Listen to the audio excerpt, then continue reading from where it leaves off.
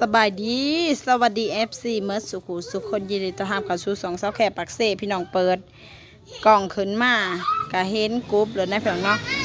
สักแขกกับสิยิบอันน้อยๆประมาณนี้เนาะแล้วก็อันที่สองกับน้อยๆประมาณนี้อันที่สามกับกวงเอาแน่อันที่สี่กับกวงเอาแน่อันที่ห้าอันที่หกบัดอันสุดท้ายอันกล่องที่10นี่สักแขกเฮ็ดแบบโอ้โหประมาณนี้นะประมาณขืบเลยทีเดียวเนาะมันจะงามพี่น้องค่อยๆห่างๆออกห่างๆออกเดี๋ยวมาเบิ่งกันเลยจ้างับไปคนด้วยมีเมียมาอยู่ทางไหนก็ได้เลยเห็นอยู่บ่เห็นสาวอยู่บ่เห็นนะมันจะอยู่ทางไหนนี่นางหมาอยู่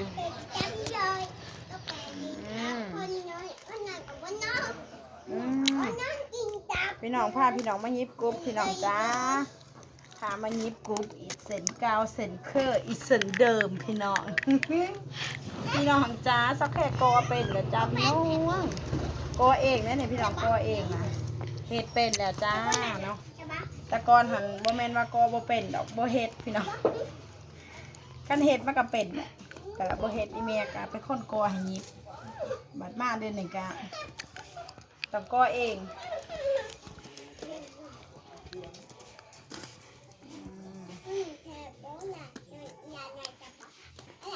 ประมาณนี้แหละพี่น้อง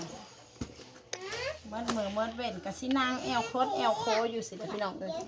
นางจะเจ็บเมื่ออันนี้แอลเจ็บล้างกดมาเลยแหละกดมันจะสีด่านเลยเด็กพี่น้องเลยกดนี่โอ้ยสวงนี่กูได้เป็นไข่เป็นไอกันอยากหางอยากเศร้าพี่น้องเอ้ยไข่เดือนนี้ยากไข่อยากเศร้ากินยายังกับบ่ค่อยชิเธอ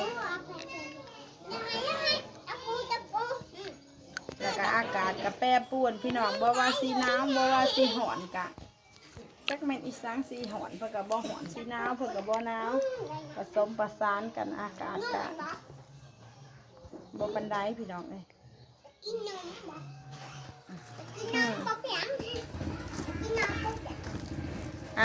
สักแค่ยิบมือแล้วจักหัวนะเพียงเนาะรวมทั้งเหตุทั้งอีหยังเนาะเพียงเนาะรวมทั้งเหตุรวมทั้งเหตุใบคุมทั้งปอกใบคุมทั้งเนี้ยค่ะเมื่อมือก็สิได้อยู่หาหัวนะเพียงเนาะเมื่อมือหดคำนะพี่น้องเนาะเมื่อมือหดคำได้อยู่หาหัวคือได้หน่อยแทนนะพี่น้องได้หน่อยที่พี่น้องเพราะว่าจังเมนเหตุแน่จังเมนซีอามายิบจังเมนซีอันนั้นอันนี้นะเพียงเนาะแต่ว่าส่วนหมาเขาสิเฮ็ดเป็นขั้นตอนไปหรือว่าขั้นตอนใหม่เขาจะกระเล้าใหม่เล้าใหม่อย่าบันเป็นเฮ็ดเมื่อเช้าบอกเล้าใหม่เล้าใหม่หลังจากเล้าใหม่เมื่อประมาณลำหนึ่งแหละเนาะสิเอาประมาณลำหนึ่งบอหรือว่าสิเอาประมาณ2 ลำแล้วแต่เนาะสมมติว่าเอาลำหนึ่งก่อนเฮ็ดนั่นแหละแล้วกันปอกใบขุ่มปอกใบขุ่มแล้วก็มาฮีทีเห็ดแล้วก็เสียบไว้แล้วก็ประมาณมาลอยหัวบอเสียบให้ถึงลอยหัวพี่น้องเนาะถ้าว่าถึงลอยหัวนี่หัวหนึ่งมันต้องใส่2 มัดพี่น้องก็มันถึง200 หัว200 มัดนะเพื่อนเนาะ200 มัดใบขุ่มโตสิได้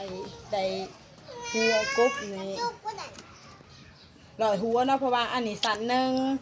แล้วก็ใบขมทั้งในอีกสันหนึ่งก็เป็น2 อันจากหัวหนึ่งเป็น2 อันนะเพื่อนเนาะแล้วก็ถ้าก็สิบได้แลนไปแลนมาได้ค่ะก็เฮ็ดนาทีเดียวเอาฟังที่นี้มาถ้าก็สิได้เฮ็ดนาทีเดียวถ้าบ่ต้องแลนคือจะแค่แลนทั้งนั้นแลนทั้งนี้แลนทั้งนี้เอาไปเอามาแล้วก็ได้กบหน่อยเนาะได้หาหัวบางคนเขาจะเฮ็ดแล้วครบหมดบางมื้อเขาจะยิบ2 คนค่ะก็ได้อยู่20 หัวพี่น้องบางทีก็20 ปลายผู้ใดไหวเนี่ยเนาะถ้ายิบผู้เดียวเนาะถ้าไว้เฮ็ดแล้วมันเป็นขั้นตอนไหวบ่ได้เล่นหีดบ่ได้เล่นอีหยังหั่นนะตั้งต้อยตื่นเช้าขึ้นมาปึ๊บข้างหดเขาตั้งแต่5 โมงแล้วก็มายิบเดี๋ยวทันได้อยู่10 ปลายหัวนะเหมือนเนาะก็ถือว่าได้หลายพอสมควรในหัวหนึ่งกะ10,000 กีบพี่น้องหัวหนึ่ง10,000 กีบเด้อ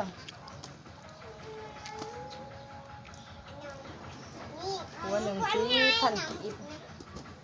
อันที่ว่า10,000 กีบเนี่ยก็คือห้าทรงนะเพื่อนเนาะ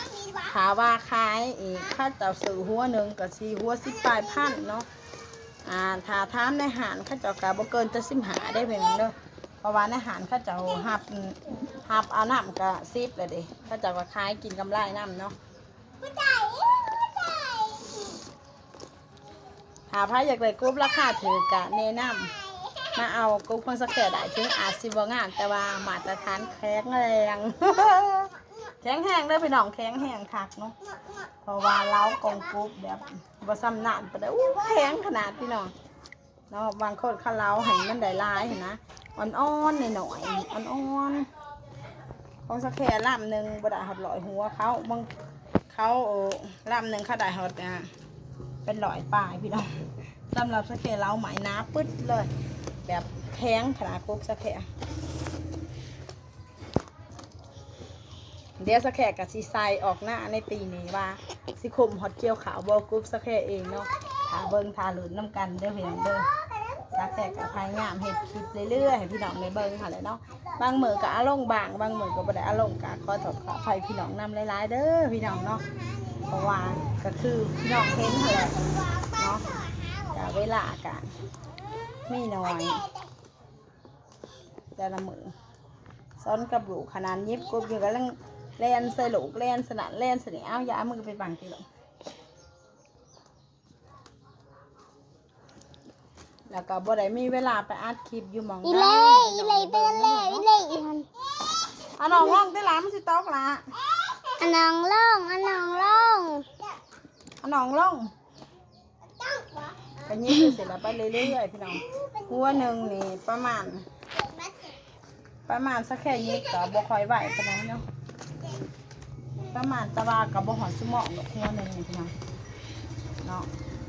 บ่หอนสมองดอกถ้าบ่รวมทั้งกอได้มาเย็บอย่างเดียวนี่บ่หอนสมอง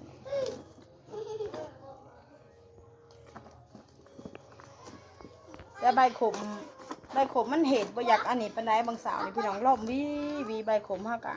คันว่าใบขมเฮาแห้งมันก็เห็ดบ่ได้พี่น้องมันเฮ็ดให้โคบแล้วก็ใบขมก็บ่ยืดงามพี่น้องเห็นบ่ก็สิเป็นลักษณะแบบนี้ล่ะมันก็ยืดบ่ค่อยงามให้ว่าถามว่าแบบใบขมเฮาซุ่มแน่นี่ก็สิเป็นลักษณะแบบเรียบงามพี่น้องเนาะส่วงยิบกบมวนบ่พี่น้องส่วงอันนี้เด้อส่วงลงหน้าเดือน6เนาะเดือน5เดือน6ฝนตกลิ้นแน่หั่นนะพี่น้องเนาะส่วงหั่นแหละก็คือแบบให้ยิบกบมันก็อ่อนไปในมือเนาะมันบอกขอบบ่อีหยังนี่บางทีก็ยิบนี่ก็ขอบไปน้ำแน่ใบขมฮะฮักไปน้ำก็มี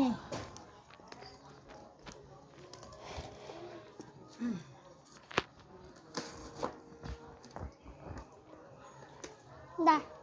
ถ้าเบิ้งสักแค่ไปขายอีกังเนาะอันเก่งถ้าเบิ้งสักแค่ไปขายนะพี่น้องโมโหว่ากบสักแค่ไปเสียหายไปเสียหายหัวละทลายพี่น้องเนาะคนสิตีแบบได้เนี่ยกบพงสักแค่นะคนสิตีงามบ่ขี้หลายบ่ยังประมาณนี้ก็อยากขู่ได้เหมือนเนาะสักแค่ก็สิถามว่าสักแค่ไปขายสักแค่ก็สิถ้าพี่น้องไปเบิ้งน้ำกันเด้อพี่น้องเด้อว่าเป็นสิตีแบบได้หรือว่าเป็นแนวได้เนี่ยของกบสักแค่เฮ็ดนะแต่ว่าท่านไหนคล้ายไหวเดี๋ยวพี่น้องยังขี้หลายก็ให้หวนหาซีบก่อนแต่จะได้กับได้คล้ายก่อนสงกรานต์แน่นอนพี่น้องสงกรานต์จะไก่ซีมาหอนแหละก็วันที่เศร้าหาเลยจ้าเอาอันนี้ออกให้แม่ไม่มีเอาอย่างต้องออกว่าหรือบ่ออกออกเลยหลังจากเสือกมดแล้วฮะก็มาต่อเสือกคือกาวพี่น้องแต่บางที่หลกบางกล่องที่ว่ามันเห็นสักแค่บ่มันเห็นมดบ่หรือว่ามันเห็นขางหนึ่งน้อยหนึ่งบ่กับปรับกล่องไปนำปรับกล่องมาหาไก่ๆเห็นได้เบิ่งได้เห็นตอนนี้ก่อนเข้มคือว่าอีเมียเป็นเก่งได้พี่น้องตาดีพี่น้องละน้องต๊อกโอได้ละจะสมัครไปอีกน้องจะสั่ง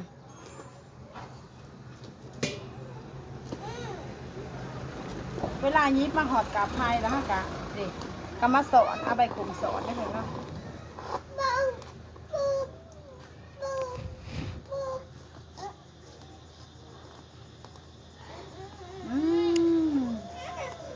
มือกับมันแทงถึงใหม่ดิสิเนี่ย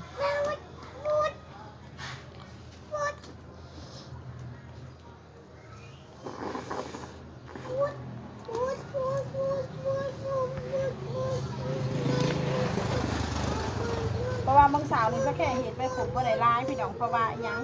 ปกติสักแค่ลูกมาปรับกะข้างหุดขาวแล้วก็มาปอกใบขมเนาะมาเมื่อสาวนี่สักแค่ตื่นขึ้นมาข้างหุดขาวแล้วก็ไปหาสักเครื่องพี่น้องก็เลยใบขมทั้งสักแค่ได้บ่ร้ายมื้อนี้ได้แค่4 หัวเด้อพี่น้องมื้อนี้ได้4หัวเด็กเพราะว่ามันเหลือ2 หมัดพี่น้องนี่เหลือ2 หมัดแน่นนะ เอาไว้ทำไม เหลือ2 หมัดจะเสร็จเดี๋ยวหัวหนึ่งเด้อพี่น้องเหลืออีกหัวหนึ่งก็คือแล้วเลยพี่น้องงามเพ่นเฮ็ดหยังกับบ่ได้เลยเด้งามเพ่นเป็นหยังคือเฮ็ดบ่ได้พี่น้องเพราะว่าใบขมของเฮาโคปอกกับปอกบ่ได้ปอกกับปอกบ่ได้เฮ็ดกับเฮ็ดบ่ได้พี่น้องงามเพ่นเฮ็ดหยังบ่ได้เลยคือสวยมาปรับ8-9 โมงนี่ก็เริ่มเลยพี่น้องเบิ่งนี่ติเห็นสักแค่เห็นกูเห็นในไหนบ่เห็นดอกสาวบ่เห็นสาวปานใดดอกเห็นบ่ เห็น สวยๆมากแล้วก็เริ่มเฮ็ดหยังบ่ได้ละมีแต่ได้แต่ยิบอย่างเดียววันนี้ยิบก็ยิบก็บ่ได้ที่ไปขุมมดเลยพี่น้องก็สิได้พักที่แบบนี้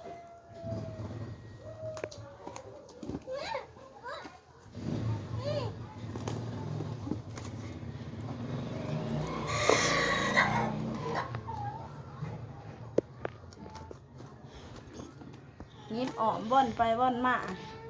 อ้อมว่อมไปว่อนมาให้มันสุดนี่แหละพี่น้องว่อนตามว่อนจนแหลกเป็นหัวไปแหละพี่น้องหลังจากมาหอนนี่ฮะก็มาอันนี้ตัวบันนี้มาสอนจ้าพี่น้องมาสอนแน่นี่เลยยับกลับไปเลยน้ำประมาณนี้แหละเดี๋ยวก็ต้องเอามาสอนอีกจ้าพี่น้องใส่ได้เดี๋ยวตัดเนาะโอ้ยอย่ากล้วยน้องแห้งน้องสิต๊อกกงเอ้ยน้องต๊อกก็ฮัลโหล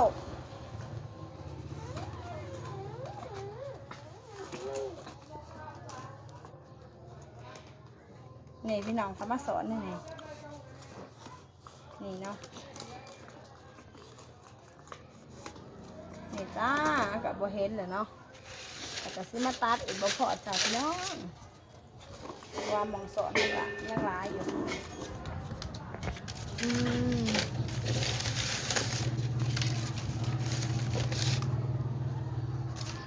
ใบแดงใบดำเขาก็บ่อยากเอาไปได้ใบหนานี่สิบ่งามพี่น้องตัดก็สิได้จ้าไปเลย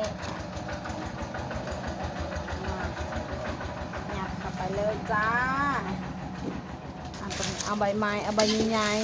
ๆเพราะว่าจะได้มันโก่งให้ก็เอาใบใหญ่ยังได้ขาตาหนองหันเด้ กล้วยเพนนีเดย์ ยังขาตาหนองหันนะนอนนอนออกลบออกนอน